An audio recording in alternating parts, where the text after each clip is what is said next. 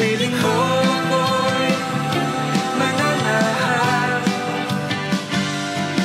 pagkat ikaw lamang aking kalakasan. Sa piling mo tagumpay ko'y naranasan.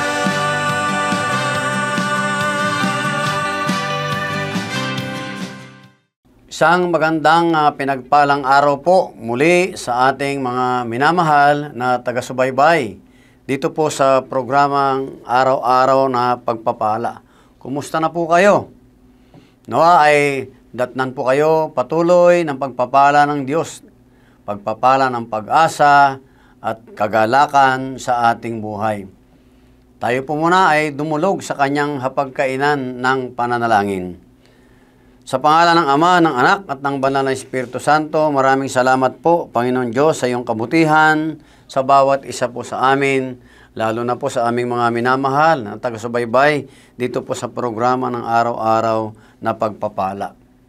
Dalangin ko, Panginoon, ang gintong buti na salita ng buhay, Banal na Espiritu Santo, pagkalooban po ninyo ng ibayong buhay sa puso at isipan ng bawat isa. Nawa, ito po'y maihasik sa matabang lupa na kung saan ang puso ng bawat taong may uhaw na nais ito ay maisapamuhay upang nang sa ganon patuloy kami mabubuhay ng merong buhay na masagana at buhay na kasiyasiya.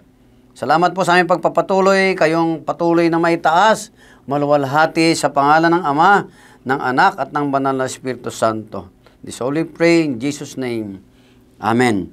Amen. Amen. Maraming salamat po sa Diyos. Nais ko pong ibahagi sa inyo ang talata mula dito po hinango sa The Contemporary Bible, Tagalog po.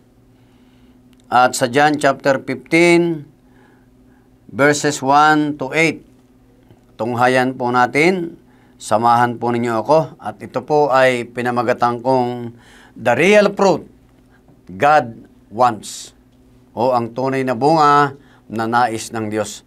Sabi po sa mga kabanatang 15, talatang 1, sinabi pa ni Jesus, ako ang tunay na puno ng ubas at ang aking Ama ang tagapag-alaga.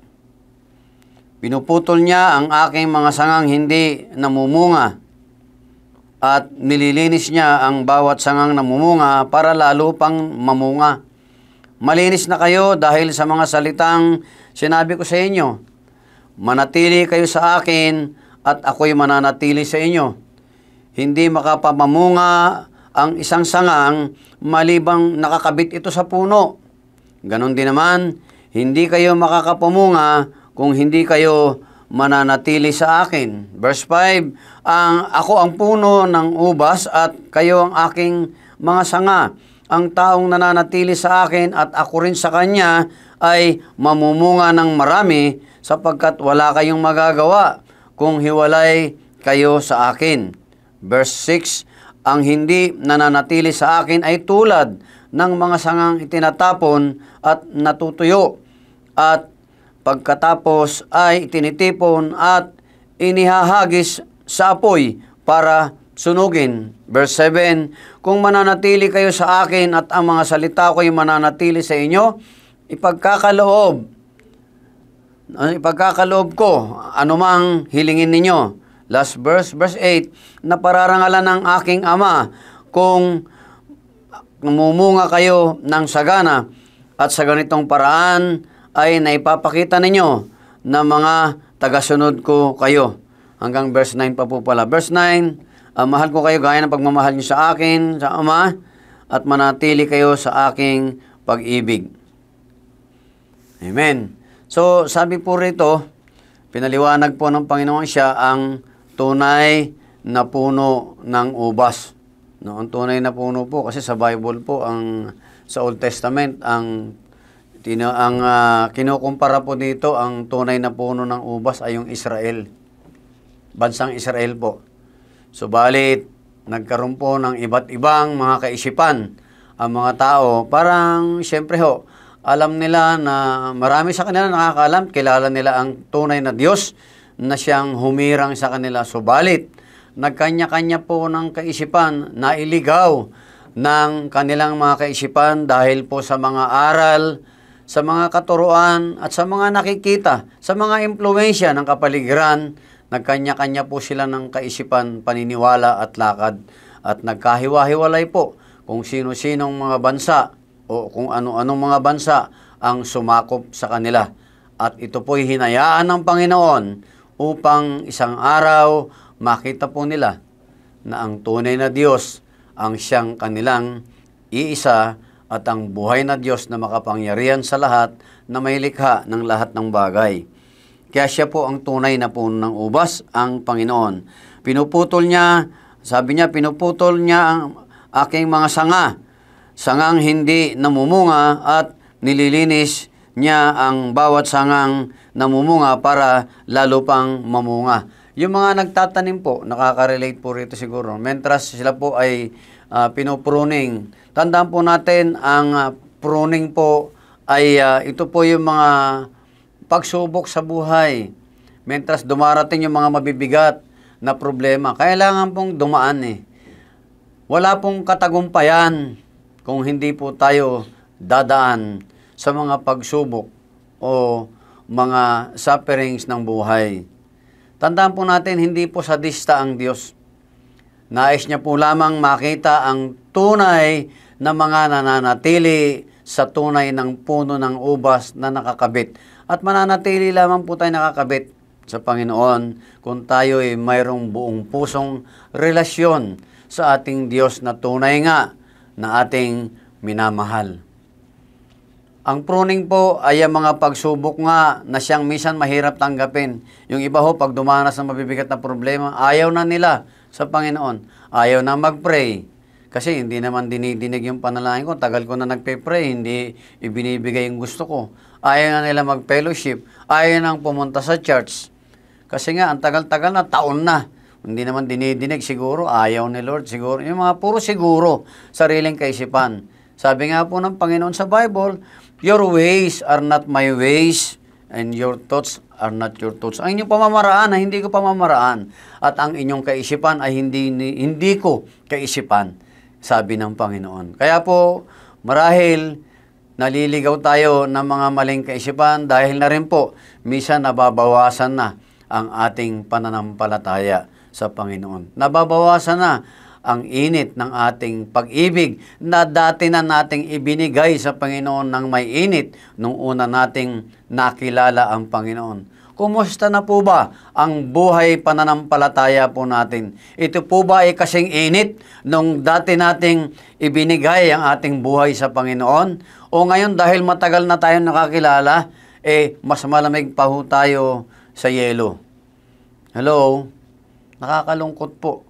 Tandaan po natin, kung nagbabago man po tayo, ang Diyos ay hindi nagbabago. Parati po siyang tapat. Kaya ho, kung hindi po tayo magpapasakop sa mga pagsubok, sa mga problema na dumadating sa ating buhay, natural lamang po ito. Sa bawat katagumpayan po, success na aabutan o mangyayari o darating sa buhay natin, may pagsubok mga kapatid. May mga problema mga kapatid, nakaakibat ng katagumpayan na yan. Hindi po natin ito maiiwasan. Kailangan nating harapin dahil sa likod ng problema ngayon, naririyan ang katagumpayan na inihanda ng Panginoon para sa atin.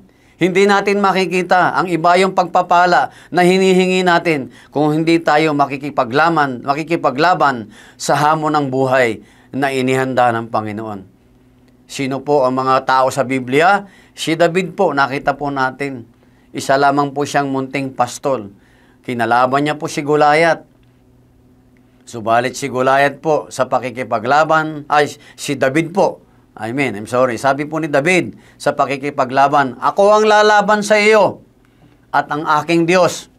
Pupugutan kita ng ulo. Natural naman po, kahit sino naman, maliit ang nagsasalita sa iyo, super tangkad ka po. 9 foot pa yata si Goliath. Si David po napakaliit lang. At yung kanyang armas po yung hindi ho tirador, yung parang slingshot tawag nila. Nilalagyan ho ng bato. Yun lamang po. At higit sa lahat, yung kanyang pusong matatag na nananangan sa Diyos. Sa madaling salita, ang istorya po, tinalo ni David si Goliath. Nanalo po ang mga Israelita sa mga Palestinian. Tinalo po, nagtakbuhan yung mga Palestinian at nagulat din po ng mga araw na yon, kasalukuyan ang hari, si Saul ay nagulat. Kasi nakatingin siya sa panlabas na kaanyuan. Paanong tatalunin ng isang unano ang isang higante? Pero wala pong imposible sa Panginoon. God is with David. Kaya ho tinalo ni David si Goliath. Tayo po ba? Ano po ba ang Goliath sa ating buhay? Mga Goliath na mga problema, mga Goliath na mga pagsubok, mga Goliath na mga bumubulabog sa ating isip, mga Goliath na mga nakakabagabag sa ating kinatatakutan natin. Tandaan po natin, kung tayo si David, dapat ang puso natin katulad ni David, na merong paniniwala at buong pusong pagtitiwala sa Diyos, walang imposible. Tayuan po natin ang pananampalataya natin sa Diyos, makakaasa po tayo, sasamahan tayo ng Diyos. At yaon lamang po na nagbibigay at nakalaang ihanda ang kanyang buhay para sa Panginoon, ang sinasamahan ng Panginoon. Yung mga tao pong nagdadalawang isip, sabi sa Bible, hindi po ito makakatanggap ng pagpapala ayon sa aklat ng Santiago. Hindi po ito makakatanggap ng parang alon daw po na tinatangay ng hangin ang kanyang isip, pabago-bago. Kung laban, laban. Pag hindi, hindi. Yun po ang nais ng Diyos. Hindi po yung atras abante. Kung laban, laban. Dahil ang pangako ng Diyos, hindi kita iiwan ni pababayaan man. Yun po yung mga sanga na magbubunga, na nananatili sa Panginoon. Pag nananatili, magbubunga. Hindi po after ang Panginoon lamang sa pagbubunga eh. After po siya ng higit at mas maraming hitik na bunga. Ano po yung mga bunga? Yung ating karakter. Nabago na po ba ang ating isip? Nabago na po ba ang ating pagkatao? O lalo po tayong naging mabangis? Lalo po tayong naging suplado o suplada? Lalo po tayong naging walang pakialam sa kapaligiran sa ating mga kapwa? Na siya mga kaluluwa na sa paligid natin. Mga tao may kaluluwa na parang mga ligaw na tupa. Mga kapatid, hinog na po ang mga bunga. Tayo pong mga manggagawa, hinahanap at kailangan ng Diyos na tayo'y humayo. Mahirap po ang humayo at mamunga ng mga kaluluwa. Subalit sabi ng Panginoon, sasamahan niya po tayo. Huwag tayong manangan po. Huwag tayong tumingin sa sarili nating kakayahan. Tingnan po natin ang kakayahan ng Panginoon.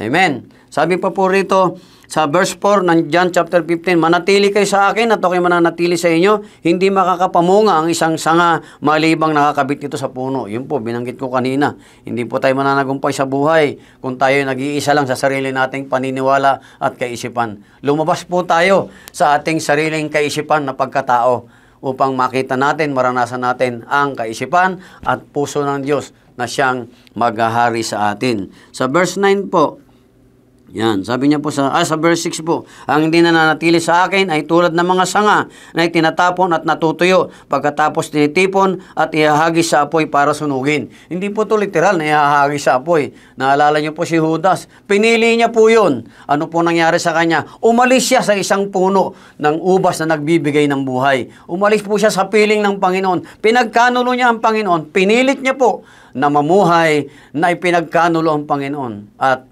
kung ano yung tinanim niya, yung pong inani niya. Siya po ay nagbigti. Siya po ay nagpakamatay. Hindi niya po matanggap ng konsyensya niya ang tapat na pag-ibig ng Diyos na kanyang guro ay ipinagkanulo niya. Tayo po ba? Kung matindi po ba ang problema? Kung tinanong tayo kung Christian ka ba o hindi ka Christian. Pag hindi ka Christian, pwede ka rito sa trabaho. Kung born again ka, hindi ka pwede. Baka sabihin natin, hindi po ako born again. Hindi po, laban. Kasi po, tandaan natin, ang Panginoon, laging mayroong sorpresa. Yung sorpresa mo na yun, masarap sa tenga. Pero ang tunay na layunin po ng sorpresa at ang ibig sabihin ng sorpresa ay mga pagsubok, mga problema na ating pagdadaanan. Bago po tayo manalangin, nais ko pong sabihin, mga kapatid, natural po ang problema. Darating yan. Darating sa bawat katagumpayan, may kaakibat na kabigatan ng mga problema. Kumapit lamang po tayo dahil ang bagyo ng buhay, daraan lamang po sa atin. Dadaan lang po ito sa atin. Huwag po tayong magpatangay. Huwag po tayong tumingin sa lakas ng bagyo. Tingnan po natin yung may control ng bagyo.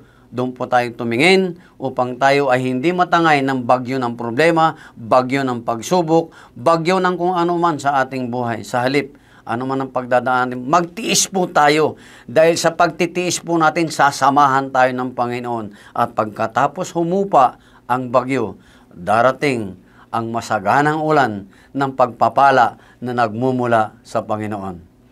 Tayo po'y manalangin.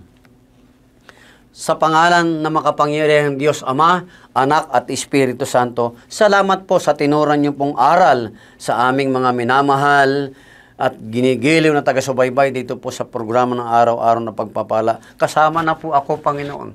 Salamat po sa iyong salita. Salamat po na tunay na kayo ang siyang dakilang Diyos na kahit kailan hindi nyo pinababayaan ang inyong mga anak.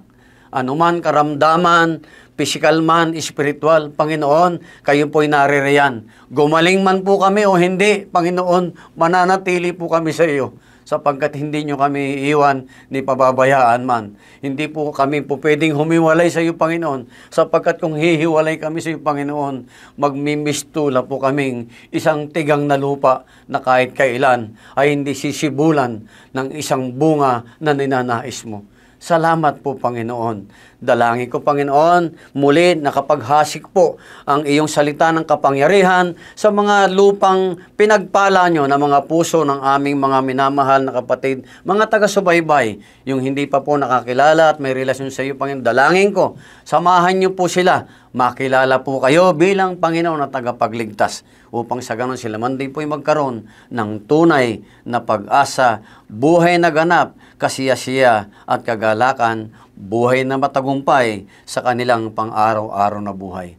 Maraming salamat po. Muli, ito ang aming sama-samang dalangin sa makapangyarihang pangalan mo, Diyos Ama, Anak, at Espiritu Santo. This all we pray. We love you, we bless you in Jesus' mighty name.